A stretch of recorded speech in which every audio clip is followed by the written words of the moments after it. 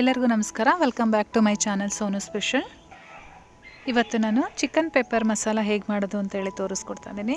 ತುಂಬಾ ಚೆನ್ನಾಗಿರುತ್ತೆ, ಸಖತ್ ಟೇಸ್ಟಿಯಾಗಿರುತ್ತೆ. ನೀವು ರೈಸ್ಗಂತೂ ತುಂಬ ಚೆನ್ನಾಗಿ ತಿನ್ಬೋದು. ಬನ್ನಿ ಹಾಗಾದರೆ ಹೇಗೆ ಮಾಡೋದು ಅಂತೇಳಿ ನೋಡ್ಕೊಳ್ಳೋಣ.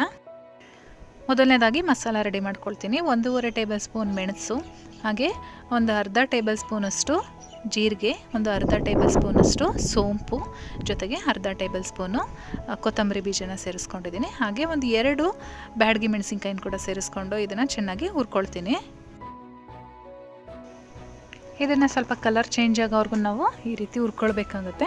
ಕಲರ್ ಚೇಂಜ್ ಆಗಿದೆ ನೋಡಿ. ಇವಾಗ ಒಂದು 2 ನಿಮಿಷ ಫ್ರೈ ಮಾಡ್ಕೊಂಡು ಆದಮೇಲೆ ಈ ರೀತಿ ಕಲರ್ ಚೇಂಜ್ ಆಗುತ್ತೆ.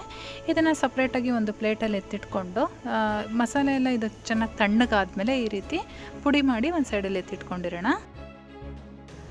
ಇನ್ನೊಂದು ಪ್ಯಾನ್ಗೆ ನಾನಿಲ್ಲಿ ಒಂದು 3 ರಿಂದ 4 ಟೇಬಲ್ ಸ್ಪೂನ್ ಎಣ್ಣೆ ಹಾಕಿದ್ದೀನಿ. ಇದಕ್ಕೆ 1 ಇಂಚಷ್ಟು ಚಕ್ಕೆ, ಹಾಗೆ ಒಂದು ಏಲಕ್ಕಿ, ಒಂದು 3 ರಿಂದ 4 ಮೆಣಸು, ಹಾಗೆ ಒಂದು 2 ರಿಂದ 3 ಲವಂಗ ಹಾಕಿದ್ದೀನಿ.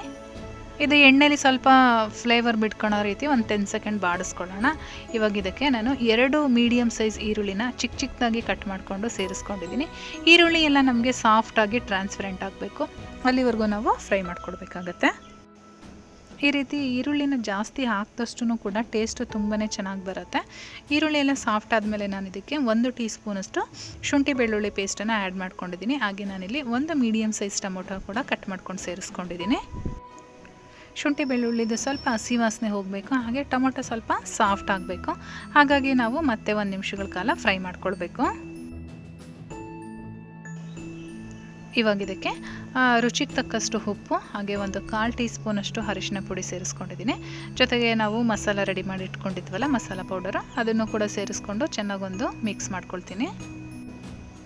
ಈ ರೀತಿ ಮಿಕ್ಸ್ ಮಾಡ್ಕೊಳ್ತಾನೆ ಒಂದು ಅರ್ಧ ನಿಮಿಷಗಳ ಕಾಲ ಫ್ರೈ ಮಾಡ್ಕೊಳ್ಬೇಕು. ಇವಾಗ ನಾನು ಒಂದು ಅರ್ಧ ಕೆಜಿಯಷ್ಟು ಚಿಕನ್ನ ಇದಕ್ಕೆ ಆ್ಯಡ್ ಮಾಡ್ಕೊಳ್ತಾ ಇದ್ದೀನಿ. ಚೆನ್ನಾಗಿ ಮಿಕ್ಸ್ ಮಾಡಿಕೊಂಡು ಇವಾಗ ಇದಕ್ಕೆ ನಾನು ಒಂದು ಅರ್ಧ ಕಪ್ಪಷ್ಟು ನೀರನ್ನು ಆ್ಯಡ್ ಮಾಡಿ ಮತ್ತೆ ಇದನ್ನು ಮಿಕ್ಸ್ ಮಾಡಿಕೊಂಡು ಇವಾಗ ನಾವೊಂದು ಲಿಡ್ ಕ್ಲೋಸ್ ಮಾಡಿ ಸುಮಾರಾಗಿ ಒಂದು 10 ರಿಂದ 15 ನಿಮಿಷಗಳ ಕಾಲ ಲೋ ಫ್ಲೇಮಲ್ಲಿ ಇಟ್ಕೊಂಡು ಚಿಕನ್ನ ಬೇಯಿಸ್ಕೊಳ್ಬೇಕು. ನಾನಿಲ್ಲಿ ಲೋ ಫ್ಲೇಮಲ್ಲಿ ಇಟ್ಕೊಂಡು ಒಂದು 15 ನಿಮಿಷ ಬೇಯಿಸ್ಕೊಂಡಿದ್ದೀನಿ. ಈಗ ಲಿಡ್ ಓಪನ್ ಮಾಡಿ ಆದಮೇಲೆ ನಾನು ಮತ್ತೆ ಐ ಫ್ಲೇಮ್ ಮಾಡಿಕೊಂಡು ಮತ್ತೆ ಒಂದು 5 ನಿಮಿಷಗಳ ಕಾಲ ಬೇಯಿಸ್ಕೊಳ್ತೀನಿ. ನಾವು ಐ ಫ್ಲೇಮ್ ಮಾಡಿ ಬೇಯಿಸ್ಕೊಳ್ಬೇಕಾದ್ರೆ ನಮಗೆ ಗ್ರೇವಿ ಗಟ್ಟಿ ಆಗ್ತಾ ಬರುತ್ತೆ. ನಾವು ಕನ್ಸಿಸ್ಟೆನ್ಸಿ ನೋಡಿಕೊಂಡು ಬೇಯಿಸ್ಕೊಳ್ಬೇಕಾಗತ್ತೆ. ನೀವೇನಾದರೂ ರೋಟಿ ಚಪಾತಿಗೆ ಮಾಡ್ತಾಯಿದ್ರೆ ಸ್ವಲ್ಪ ಗಟ್ಟಿಯಾಗೆ ಮಾಡ್ಕೊಳ್ಳಿ, ಅಥವಾ ರೈಸಿಗೆ ಮಾಡ್ತಾ ಇದ್ದೀರಾ ಅಂದರೆ ನೋಡಿ, ನಾನು ರೈಸಿಗೆ ಮಾಡ್ತಾ ಇರೋದ್ರಿಂದ ಈ ಕನ್ಸಿಸ್ಟೆನ್ಸಿಲಿ ನಾನು ಸ್ಟಾಪ್ ಮಾಡ್ತಾ ಇದ್ದೀನಿ. ಇವಾಗ ಎಲ್ಲ ರೆಡಿಯಾಗಿದೆ ಇದು.